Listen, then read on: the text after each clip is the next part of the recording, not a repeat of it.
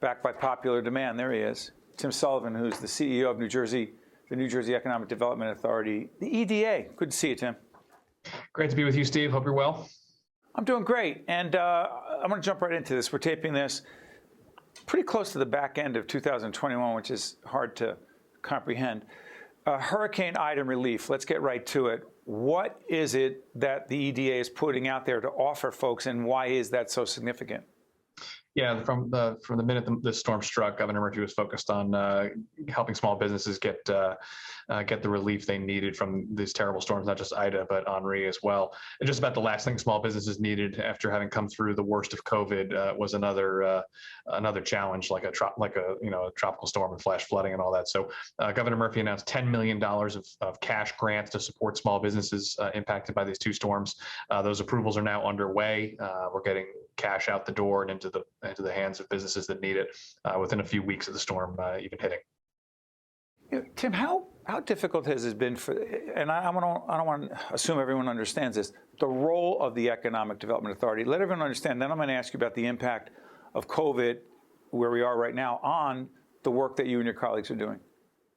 Yeah, so under Governor Murphy's leadership, the Economic Development Authority is really focused on a few things. One, growing our innovation economy, attracting and retaining good paying jobs here in New Jersey, investing in our urban communities, supporting small business, and making sure that everyone has an opportunity to participate in the economic strength of New Jersey, which has really strong momentum right now.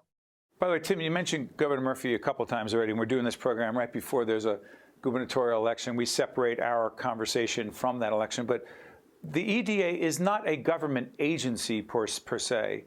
To me, you are in but not of but not in. How would you describe it? Well, we are in but not of the Department of Treasury, so we are part of the state government. We serve a public function. We're an instrumentality of the state, and so we are part of the public sector.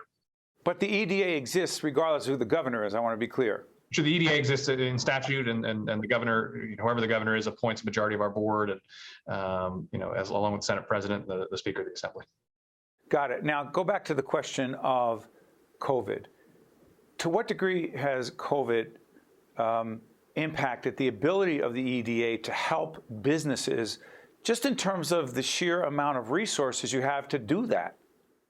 Yeah, as it relates to small business, COVID has, our team has stepped up, in a big way, largely because Governor Murphy has allocated an extraordinary amount of resources to support small business. New Jersey ranks third in the country, not per capita, not per square foot, not per anything. Third overall in the amount of small business grant dollars that have been distributed. It's just California, then New York, then New Jersey. So we've in a typical year, we'll usually work directly with maybe 300, maybe 400 businesses in each of the last 2 years, but those numbers have each been higher than 40,000, almost 50,000 in both years of individual businesses that we're interacting with on a financial basis. So that's been a huge effect. The other thing that COVID has done, and it's created both challenges and opportunities for kind of the workplace environment in New Jersey.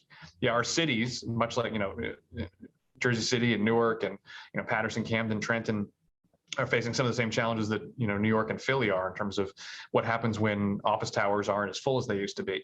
And so that's a challenge. Opportunities wise, we've also seen some of our suburban office space have much more interest from corporate clients that maybe want to have a little bit more control over their space, be a little closer to home. A good example of that's Fiserv, which is a Fortune 250 company, just announced a couple of weeks ago that they're going to put 3,000 jobs, 2,000 new jobs in Berkeley Heights, in a suburban office park that had been underutilized for a good number of years.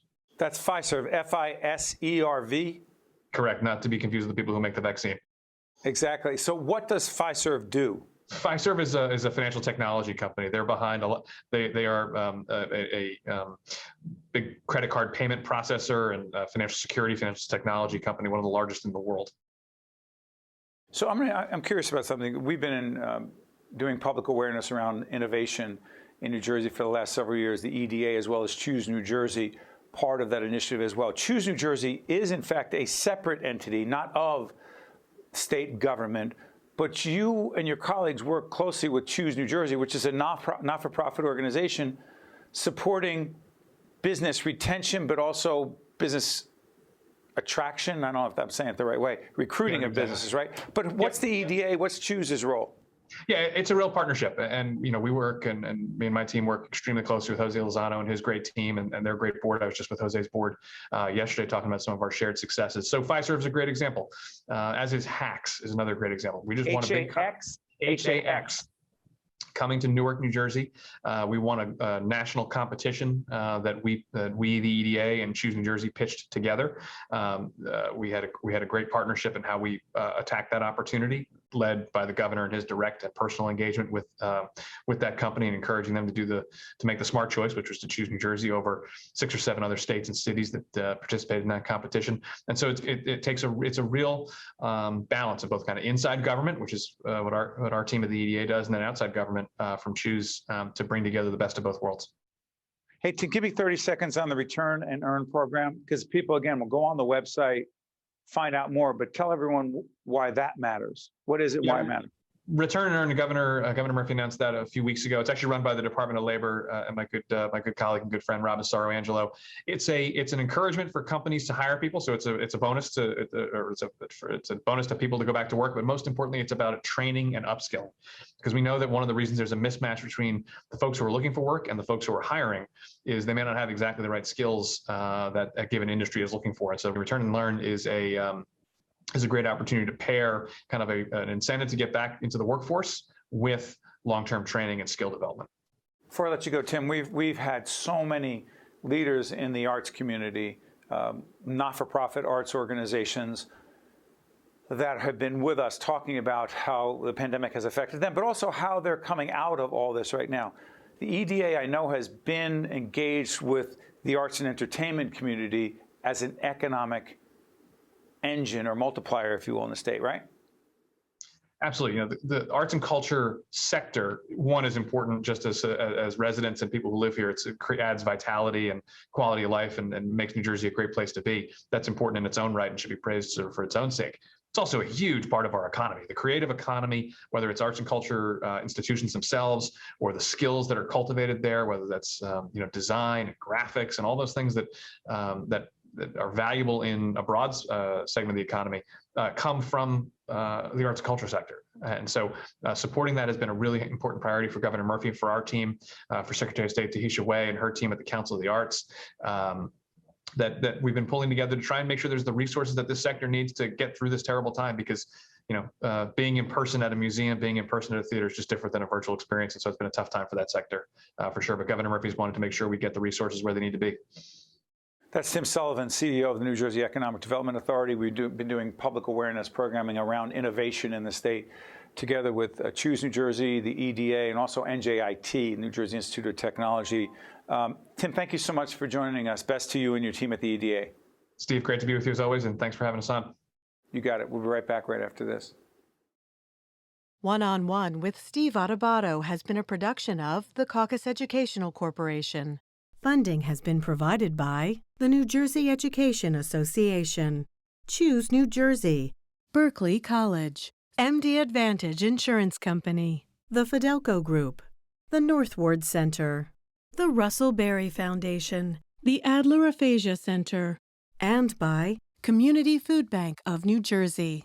Promotional support provided by NorthJersey.com and Local IQ, part of the USA Today network. And by bestofnj.com. Choosing a new family doctor can be confusing. Check with your health insurer to see which physicians near you participate with your plan. Find out which hospitals the doctor uses and who covers when the doctor is away. And remember to schedule an appointment with your new doctor in advance to fill out any paperwork without the added stress of being sick.